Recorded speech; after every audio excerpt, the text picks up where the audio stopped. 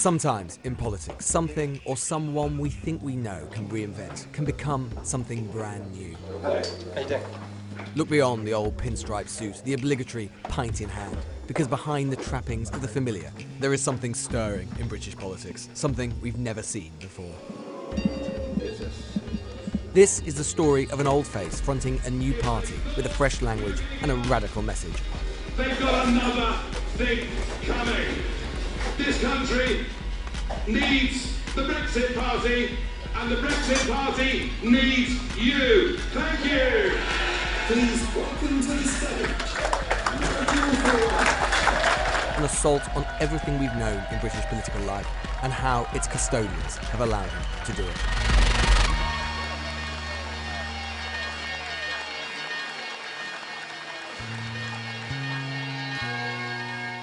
The noes to the left, 432. From May's first Commons defeat in January, day by day, Westminster, our political institutions and our main parties became gripped and tainted by ever greater indecision. Order! As the public's frustration grew, it became obvious to me that a new force, Remain or Leave, could use the now inevitable European elections to break through. One man had already been working on it for some time. Please welcome to the stage, Nigel Farage. Without anyone noticing, Nigel Farage spent the dying months of 2018 quietly building up a network, an organisation set up by his friend and now Brexit Party chairman, multimillionaire Richard Tice. Leave means leave. Collecting names, supporters, experimenting with social media strategy and grassroots organising. That embryonic organisation became the Brexit Party. I've been following them from their first rally to the last, talked to its leaders and witnessed the genesis of a force which, in only 6 weeks of campaigning, is changing the contours of British politics.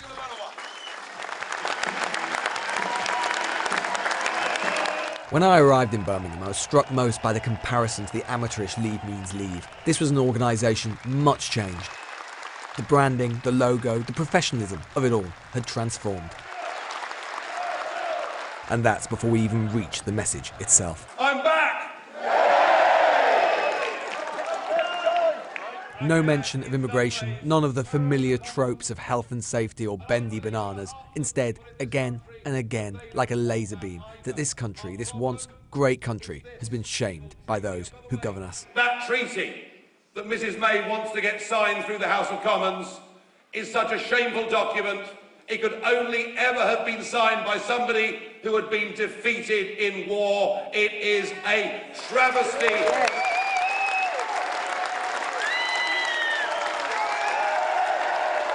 Great turnout. Of course. With 48 hours notice. I know. I think the argument that we are one of the oldest functioning democracies in the world that has seen democracy traduced by our career politicians over the last couple of years is a very powerful argument. The Westminster commentariat and political set perhaps underestimate the underlying level of support I've genuinely got out there across the country. This queue's very slightly faster than Brexit. Totally betrayed. Absolutely betrayed. Well, what does that feel like, betrayal? What does it feel like? Because one more thing, so how does it feel? It's gut-wrenching. Gut-wrenching. Yeah, it is. It hurts You you. feel sick in your stomach. Nigel came around, fighting back, and he's given us that British Bulldog spirit back. And that's what it's all about. Having that British Bulldog spirit. Wow. We need it. 2,000 signs, and there were about 1,000 people there today. And, you know, you could just feel in the room it was electric. And it isn't just about Brexit, it's about a sort of transformation of politics. And if Nigel Farage's enemies allow him to effectively become the change candidate, not just for Brexit, but for politics generally, honestly, they won't hear the last of him. It'll be unstoppable. Unstoppable. And this is just the start, this is 4 days in. Our top story, a disappointing night for both main parties in the local elections. The Conservatives have lost over 900 seats so far, and the Prime Minister admits her party took a beating. All good. Testing 1, 2, 3, 4, 5, 6, 7, 8, 9. All good. Marvellous. In many walks of life, be it business, be it culture, and be it political campaigning, America's always a few years ahead of us. And I have spent a fair bit of time in America. I've learned one or two things. Like what? just that politics needs to be a bit less drab, a bit less dull. It needs to be lively, fun, energy, and that's what we're trying to do here. Well, as far as we in the Brexit Party are concerned, they can whistle Dixie for their 30 years.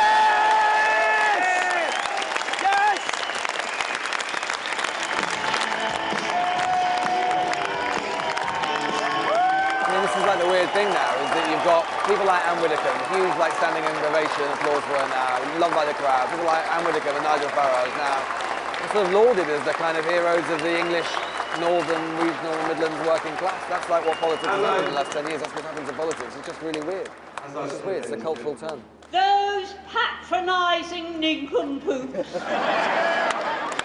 say during their dinner parties, "Oh, poor things, they didn't know what they were voting for." That was what we were voting for Britain to become a sovereign state. What's wrong with a good old-fashioned British compromise? Something that will bring two sides together.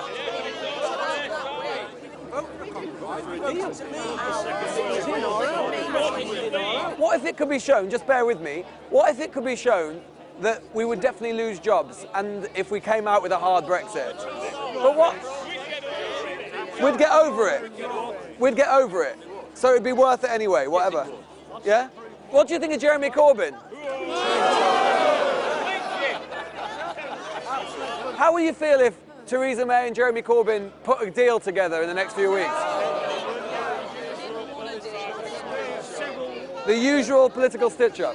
There's not one person in this audience who would want us to be a victim of this complete surrender. It's a document you'd sign if you'd surrendered in a war. None of them. None of them. Sky News. Sky News. Boo. Why shame on me? What have I done to you? Fake news. Well, you report it, aren't you? I'm a reporter, yeah, but like, what do we say that's fake? Well, most of it. I've never been to a Donald Trump rally, but I reckon it's probably not a million miles away from that. Just as the anger, the bitterness. And I just think the idea that if Corbyn and May put a deal together, that anger and bitterness is going to go away. It's for the birds. It's for the birds. It might not come back and affect May, but because she'll be gone. But Corbyn will be a nightmare, and whoever takes over from May will be a nightmare. It's just not going to go away. The anger's not going to subside. No way.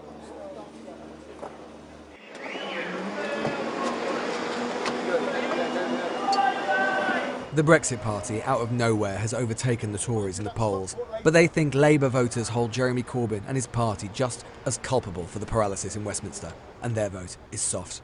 Do you think he understands people like you, places like Pontefract, better than the Labour Party, for example? Hopefully. Well, Labour don't give a two monkeys. They don't care. There's things happening and they're not bothered. Well, of course, Yvette Cooper has been one of the leading Remainers in Parliament, or one of the leading... She's just a traitor. Wasted. A traitor? Everything. A traitor to us. To us, to everybody in this area. We were all Labour. Yeah. We were all Labour.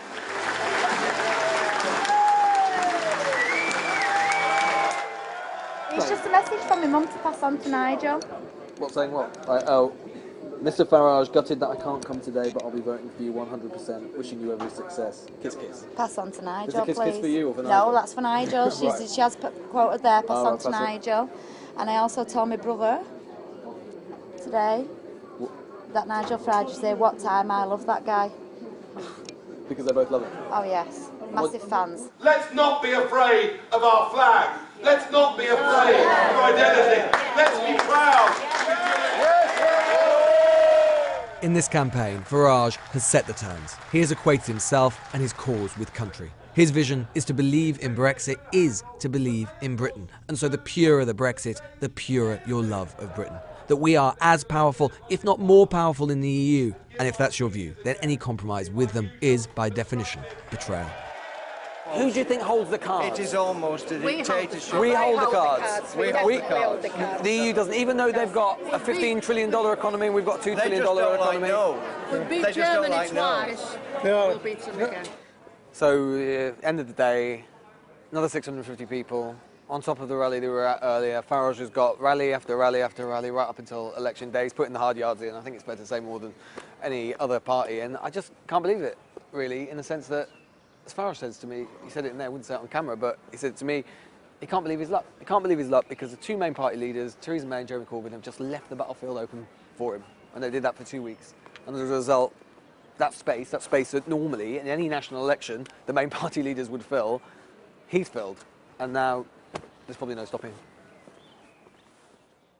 So I had planned, hoped to be in Wolverhampton for another rally today, but Theresa May has sort of like, well, inconvenienced things a little bit by announcing that she's not going to be around in a couple of months, so I've had to stay here. But fortunately, I can be there without actually, well, being there, because they have a pretty stellar, unusually stellar, social media presence. The Brexit Party needs you. Thank you. Good evening, Prime Minister. Well, where we're going, who knows?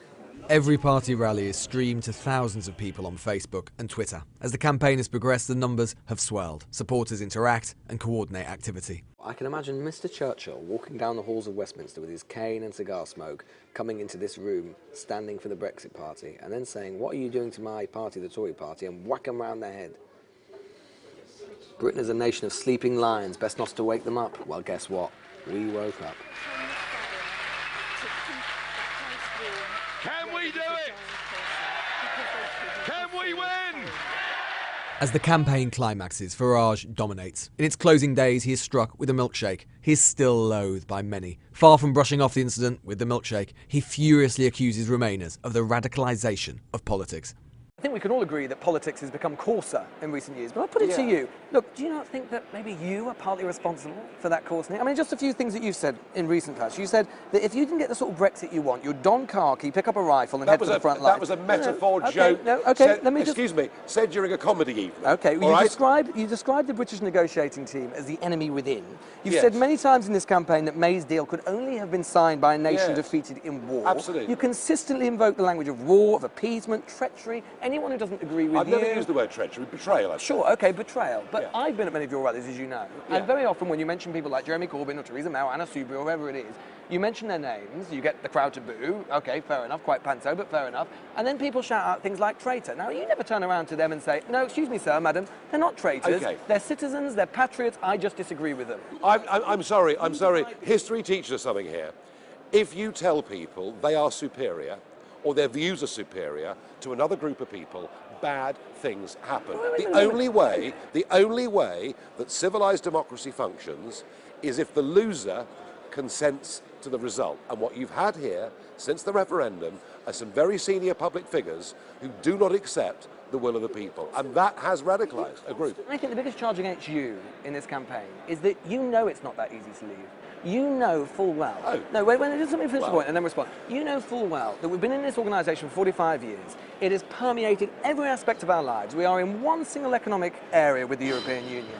The reason that it's not easy to leave is because you were right that it was a very powerful dominant force in our life. And other people, like Theresa May and Jeremy Corbyn or whoever, they have got to try and take us out with care because it was so dominant. And then you come along and say, no, it's easy. I think you know it's not easy. But you, for your own political purposes, tell people that it is. We've now got a deadline of the 31st of October, all right? That date will build up in the minds of the British people in the same way that the 29th of March did. We have got many, many months now to build on the work that was already done. To be fair, the European Union have done even more work on a WTO Brexit than we've done. This is not a difficult thing to do, but to do it, you have to believe in it. And what is clear is that Mrs May never believed in it. This is by far the most ambitious thing I've ever done. We are attempting a peaceful political revolution in this country. It is needed. It is needed. It is needed. I don't know what's going to happen after these elections, but it doesn't really matter whether he wins them or not, although it looks like he's definitely going to, because he's already won. He's already won because he's made the Conservative Party more like himself, more like him, more like his party, which is exactly what he's done before. There's no way the Conservative Party now is ever going to embrace anything other than no deal. It's abandoning May's deal. It's going to be a new leader of the Tory party, and it's going to be much more like him than it is Theresa May.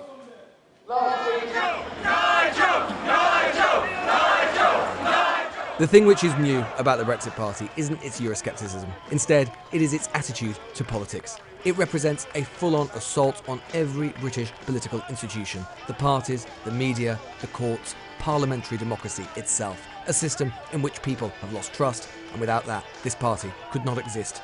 We thought the referendum was Britain's great populist revolt. It may have been, but mere prologue.